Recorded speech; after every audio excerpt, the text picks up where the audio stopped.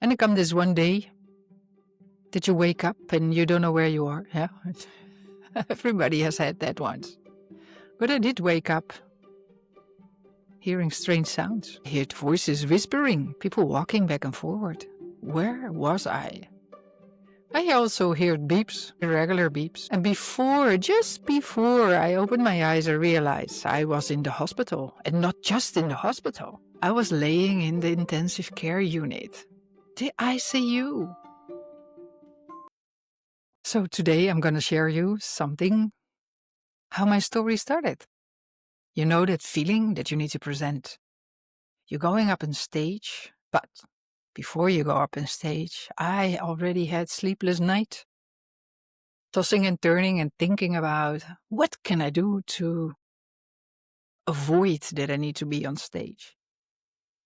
I was really scared to stand in front of all the kids of my class and doing my presentation. Couldn't sleep, tried to invent sickness, but then I needed to do it anyhow the day after. So escaping was impossible. And while that was maybe not really a problem when I was a kid, it became something to really take care of when I started to work in my corporate career. I needed to present more and more. And I got all kind of trainings and advices. Like, you need to bring your hands on the back, and then you need to walk a little bit. I was going with a good pace, running around on the stage, like I was already training for my marathon. Or you need to make contact with your public, and you need to watch them. While I was staring to this one person there in the room, making that person feeling very uncomfortable because I kept on staring. Another advice was given which I completely ignored. It was so tiny, totally not relevant. I would not have spent any time on that. I could not even imagine that such a small thing could have a huge impact. So I ignored. I became red during my presentations, sweaty. My heartbeat, your heartbeat, I could feel it. I was afraid that others could hear my heart beating. Started to beat quicker. I got a dry mouth. I hardly could get out of my words. And I started to talk also so quicker and quicker and quicker and quicker. Because I thought if I start to talk quicker, then it's also finished earlier. And sooner I can run off. Slowly, I gained more experience and it went better and the redness went away. But that one advice, which I had been given, I ignored and parked for later in life. And it come this one day that you wake up and you don't know where you are. Everybody has had that once. But I did wake up hearing strange sounds. I heard voices whispering, people walking back and forward. Where was I? I also heard beeps, regular beeps. And just before I opened my eyes, I realized I was in the hospital. And not just in the hospital. I was laying in the intensive care unit, the ICU. Watching around, I definitely was lowering down the average age in this unit. What did I do here? And what did I do to get here? It was Sunday morning. And no, I didn't go party on Saturday. I was just at home the night before. No alcohol, no drugs, no party, but I was laying in the ICU on Monday morning. I had a hypertension so high that it had caused arrhythmia. And the arrhythmia was like this horse in my body. Well, that sounds like a rhythm, but it was not exactly like this, but it went really strong. And they could not get rid of the arrhythmia because they needed to lower the pressure.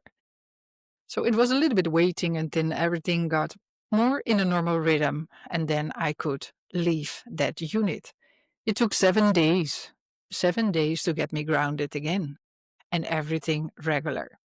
Of course, also many exams because I was way too young to be already in the intensive care unit. And when I left the unit, they gave me this advice. Take life a little bit slower. But how can you take life slow, I thought. I like what I do. I like to push, I like to work, I like to sport.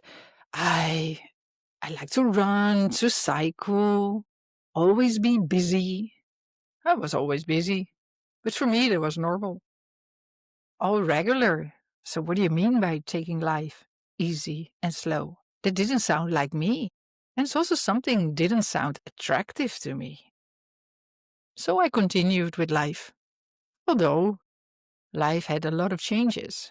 And I became also more aware about my time and my energy, started to get more trainings about leadership as well, because I moved to Italy. I always envisioned to live abroad and to work abroad.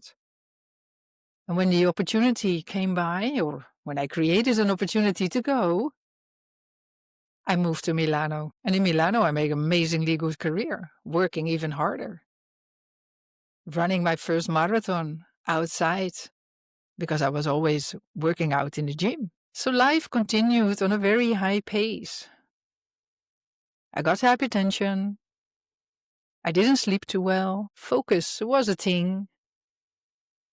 But I was so also curious, fulfilled about being able to live in another country, to speak in another language, to open up my horizon to new experiences and making new connections. It was a very rewarding next stage. Although there were signs in my body which whispering the same message as I had before. Maybe you should take things a little bit slower. I moved to Berlin, I moved to the US, and I moved to Switzerland, having a great career, which was fulfilling. Although what was also growing during those years was the pain. I started to run more, but I also got more issues in my muscles, more tension.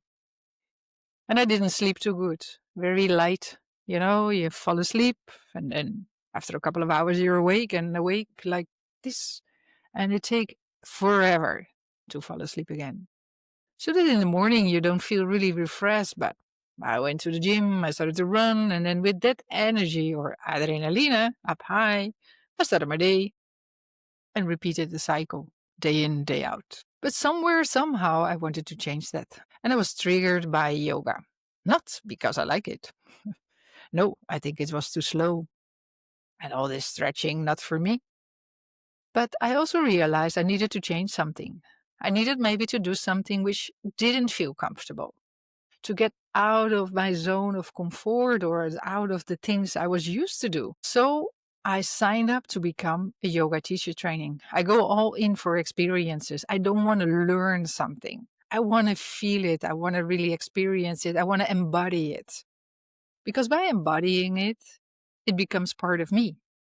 And if I don't do it only for a week or for a couple of days, but really spread it out over a whole year, it becomes, that's the aim, part of me. And then I can integrate the new behavior in my daily life if I think it adds value. And you cannot say that if you do something here and there a little bit, you really need to go in completely and then repeat, consistent and consistent. So that's what I did. 1 year yoga teacher training, and it changed everything. It changed my body, how I felt. It changed my perspective on yoga and what it could bring. I started to walk lighter. I started to walk taller. And I also discovered that by doing yoga, I could run faster because I was more steady and stable.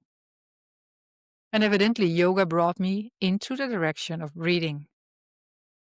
Because the yoga is the movement and breathing is your presence. And when you can be really present, a lot of things can change. So the one advice which was given to me when I was doing the presentation was bringing in awareness to your breathing.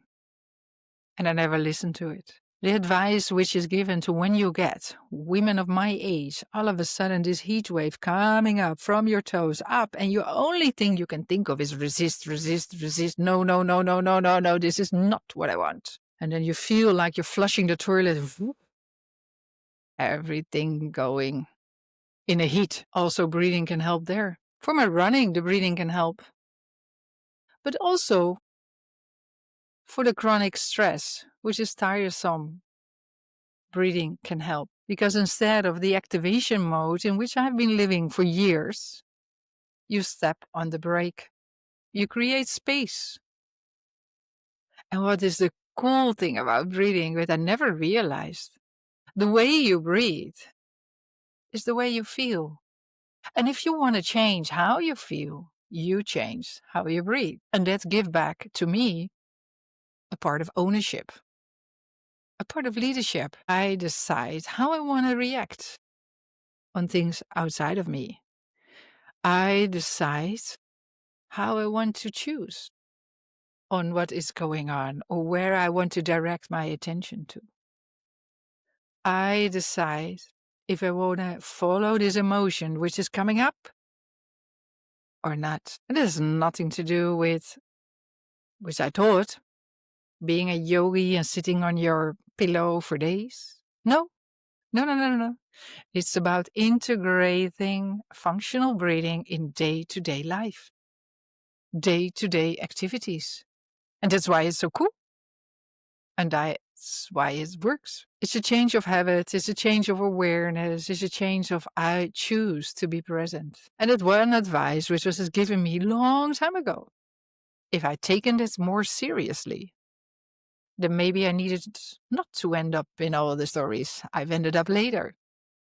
But who knows? That's at least where my passion now comes from. My own experiences combined with all the knowledge I've gained in the trainings. And the cool thing about breathing is that it can bring you up and it can bring you down. But you choose which side of the scale you want to be. It's fascinating, it's supportive, it's grounding, and it really takes back all the responsibilities to you. And what I found a really powerful message is that only your body and your breath are here and now. And they say sometimes about walking head, I was a running head, running everywhere. So the only thing I would like that you remind of this story is how my story started. After so many years, 26 to be exactly, in corporate, I realized that we don't even learn about using your breath. We don't learn how to take position. We don't learn how to ground and stand for yourself while you're approaching the others.